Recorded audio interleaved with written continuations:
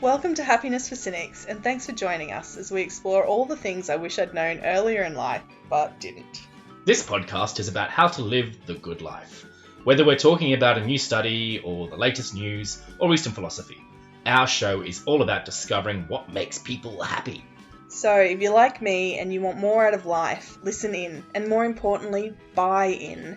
Because I guarantee if you do, the science of happiness can change your life. Plus, sometimes we're kind of funny.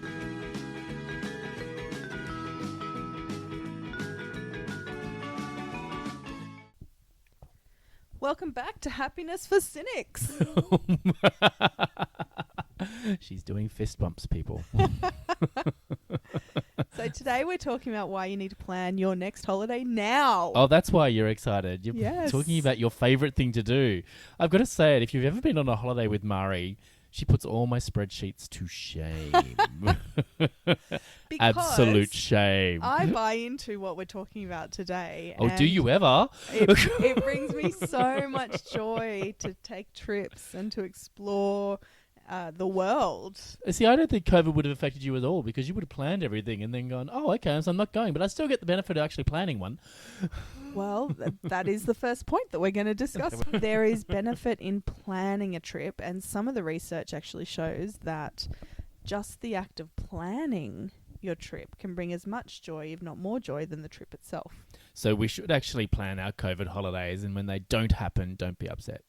Or plan holidays that you know you will be able to do regardless of what happens. So we went away over Christmas, and the way that we planned that was we got a camper van for the first time ever. Did something a little different and booked places to visit that were within our state. So regardless of whether our border's shut or not. Yeah. And a lot of people are actually rediscovering towns and cities within their own state. Oh, yeah. The rural areas of New South Wales have had a huge influx. Like, Mudgee is going off. For those of you who are international listeners, Mudgee was a sleepy little town that I knew as a boy way back when. Had lots of birds on the soccer pitch from memory. Anyway, small little town in the central west of New South Wales. Central west or... Yeah, Central West, I think. And it has changed. It's turned itself around and become this Airbnb wine weekend away mecca. Mm-hmm. And it does a really good job of it. And this cute little provincial, rural Australian town is doing so well. So, if you're listening, why not plan a trip to There we Mudgee? go. I want to go. I told my client this afternoon I want to go. And the research is showing is going to Mudgee would be great, I am sure. Yes. But planning the trip to go to Mudgee, so getting online, and everyone can do this nowadays. You don't have to walk into a travel agent and ask them about Mudgee. You can go on Google or whatever your search engine is and then look up what there is to do in the area. Yeah. So... and then decide to go to Carcassonne on the way anyway. Wrong country. The best laid plans can be adapted. That was my point of that one. Yes, absolutely. So just because you're planning doesn't mean that there can be no room for spontaneity. Absolutely. And I would highly encourage room for spontaneity We did in that. your plans. We Yes. did that. It was very fun. Anyway, we'll get to that. That's a personal anecdote we'll do later. But one thing that is important when it comes to planning trips is to give yourself enough time to plan ahead. So I like this point because this is the thing. I used to be I'll do it all on the plane when I go. Yes, and what that does is add stress. So not only are you getting on the plane going, oh crap, I haven't booked the hotel for the first night, I've better, do that and hopefully I can find a rental car, or how do I get to the city from the airport? All of that stuff that just makes you a little bit more stressed. If you plan it ahead of time, then things can run a lot more smoothly. And there is research that shows that poorly planned and stressful vacations eliminate the benefits of time away. Oh. So it's not even worth taking the trip if you're not going to plan it out ahead of time and it's just going to be stressful. Really? Oh, okay. Personal experience tells me that that's not necessarily true because there is a certain adventurousness in not planning and going, I'm just going to fly by the seat of my pants and turn up in Scotland and see what happens. Which is fine if it's not stressful. Ah, okay. So Yeah. that's the piece. That's the trick. That's is the trick. Now, would you switching show up yeah, in okay. New Delhi without any plans. That probably it could be wouldn't go adventurous. so well. But Amazing Race does it. They've got a lot of support around them. And I would argue that is very stressful still. But I see what you're saying here. But Yeah. that also comes back to some of the other stuff that we've talked about in other episodes, is that changing your mindset. So if you're going on an adventure holiday where you're going to challenge yourself not to plan anything, you have to choose not to get stressed about it. And so if you end up sleeping in a ditch on the side of the road at 4 a.m. in the morning because you've gotten lost in the hire car, then you kind of got to go, oh, well, this is an adventure. Says the white man. Oh, really? Really? As a female, sleeping in a ditch in a foreign country is... I wouldn't sleep. Okay. I wouldn't sleep. All right. So, and actually, this is a really good point. And sorry, that was a bit harsh. Totally shut me Bit down. harsh. But there was a study done in 2016, and Sean Acker and Michelle Gillen's wife did a whole lot of research into the benefits of taking your vacation time, taking your holiday time.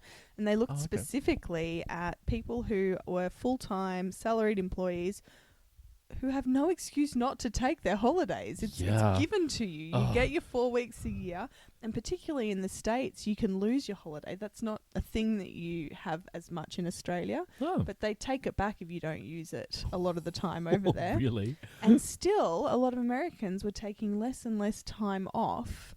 And so there was this idea that it would benefit you in your career to take less time off. You can do more. Your boss doesn't think you're a slacker. Is that an all old this world pressure. kind of opinion? Is that an old school kind of Well, the thing? research that they 1950s, did 60s? in 2016 debunked that. Yeah, righto. Absolutely debunked it. And America's a strange case. So in Europe, they're used to having 4 to 6 weeks. Yep. In Australia, 4 weeks is pretty standard. Yeah, I think yeah. New Zealand's pretty similar. In America, when I first started and joined a major multinational corporation, I had 10 days, so 2 weeks. And after 5 years, you go up to 15 days. And Wow. after 10 years, you get your full 4 weeks. And you have to work up to that 4 weeks. Golly. And still, a lot of Americans don't take their full allocation of leave. You hear of this a lot, actually. You hear Yep. of Americans not buying into that whole time off aspect of work. And they're working longer hours Yeah. too. The work culture in America is definitely going the opposite direction from the Nordic countries. Interesting. And even, New Zealand and now Australia are even talking in a lot of companies about doing 4-day weeks. Yep. Whereas Americans are not doing 40-hour weeks, they're doing 50 and 60-hour weeks and not taking their holidays. Yeah, that's not good for your long term either. No, absolutely. So this study, back to the point we were talking about before, talked about the things that you need to get the most benefit out of your holiday. Okay. So firstly, planning ahead. Right. 2, creating social connections on the trip. So it's great if you can go with family or friends, but if not, then do activities where you can meet other people. So group activities where you can be social. Museum tours. With other people, sure. Yeah. Don't tours. be 100% by yourself if you are traveling. Yeah. It was always nice to have a connection there that would meet you for lunch or something, or that you were meeting up with friends later on in the trip. That was actually a really good way. And it's something that I've actually maintained with my holiday planning, is I'll often go 3 days earlier, have my solo time, and then catch up with the group. The research shows that having Communal some time, social activity time is more beneficial. Okay. Yeah. Yep.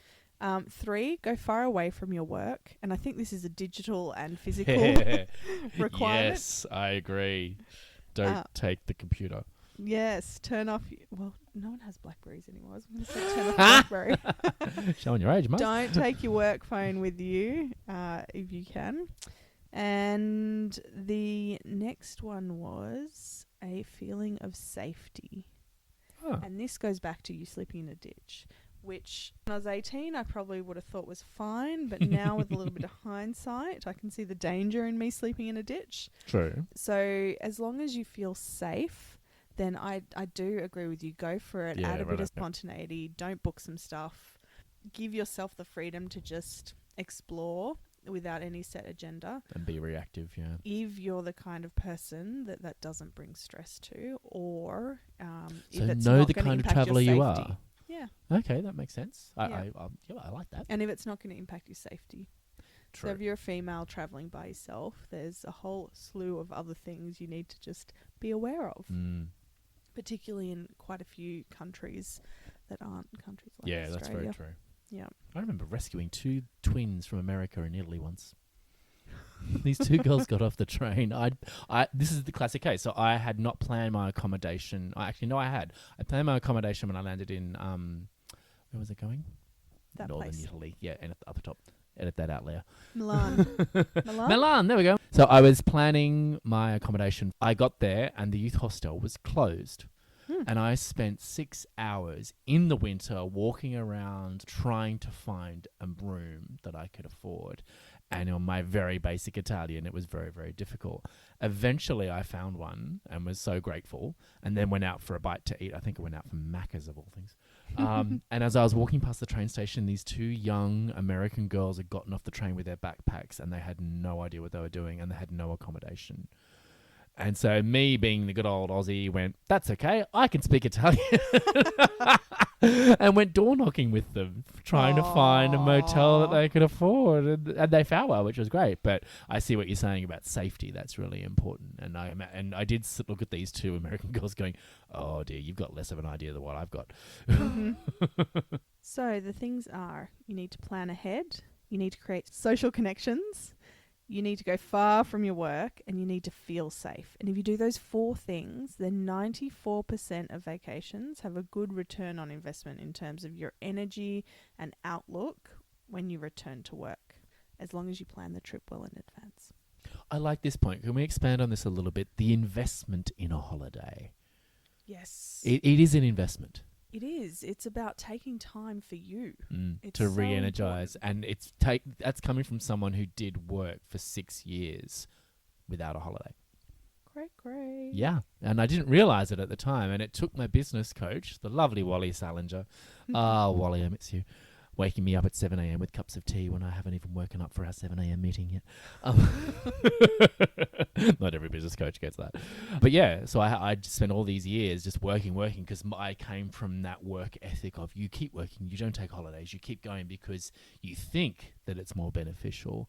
And Wally and his partner decided to encourage me to take my first holiday and bought me my first 3 nights in Amsterdam for the accommodation and said, you're finally investing in this, and here's your little prize. So I had my 3 nights in my little accommodation in Amsterdam. But that trip came back full of beans. I came back with so much energy and clarity, and I'd had the chance to step away from my work and got perspective on things. And I think that was the real advantage of the investment. So that then I came back and started planning yearly holidays. It was like, I'm going to have a holiday in October. And it's the best thing I could have done. Yeah. I am prone to burnout. Yeah. I'm not very good at saying no. And I take a lot on at work, and I'm a bit of a perfectionist. Mm-hmm.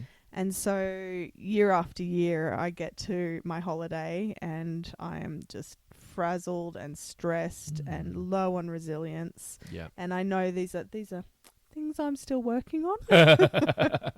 But every time I take a holiday, I come back with so much more clarity, so much more emotional resilience, so much more of an ability to plan and think strategically. Yep. And to get out of the weeds and get out of the emotion and be such a better employee and to actually like my job again. Yeah. Yeah. So we know that it makes sense to take time off work. It's good for you. It's good for your career progression. It's good for your success at work. It lowers your stress, makes you happier at home and at work. But also in a time of a global pandemic, as we started talking about before, the act of planning a trip is so beneficial to your mental health. So planning future travel boosts your mood and your mindset. It's about having hope and something to look forward to. It increases your happiness and it can help fill a little bit of a void. I think definitely filling the void is the thing, because people feel like they aren't in control of the immediate future because everything is on hold. But in the planning of it, it can be like a bit of an adventure. It's like, okay, so we've got these parameters. Let's make a holiday with these restrictions. Yeah. And this, this idea of only traveling 200 kilometers away, but let's do it in a dinghy or on a tricycle. Why not? Only carrying a backpack whilst reciting Shakespeare. If that's your jam, go for it. It's a choose your own adventure. Absolutely. And you can get creative and you can do it as a joint social activity. Let the kids decide where they want to have a dinner. Oh, that's one night. Dangerous. That is dangerous. And plan it together so you can share the planning of the holiday as well. So it's important. I guess that's the other point, is to involve the social group. If you're going away with the kids, let the kids be part of that planning, because that will increase their anticipation and their ownership, and they get the benefit of the planning as well. Absolutely. And if you're going with friends, there's great tools. Airbnb allows you to share. TripAdvisor, a lot of apps nowadays are really just built for sharing and doing things together. They are. Planning together, Yeah. definitely. So there's recent research. So the study we were talking about before about the workplace was a 2016 study, but there is a 2021 study conducted by the Institute for Applied Positive Research, which found that 97% of respondents report that having a trip planned makes them happier. And I think this is about having hope, right? It's about having something to look forward to, and something. It's a bit of a placebo effect, because you've got something to look forward to, so therefore you get the benefit even if it doesn't happen. Well, no, then you'd be disappointed. So don't plan for something that we're not going to Italy this year. Let's be really honest. But we can plan to do something within our state and have a high level of confidence that we'll be able to do it.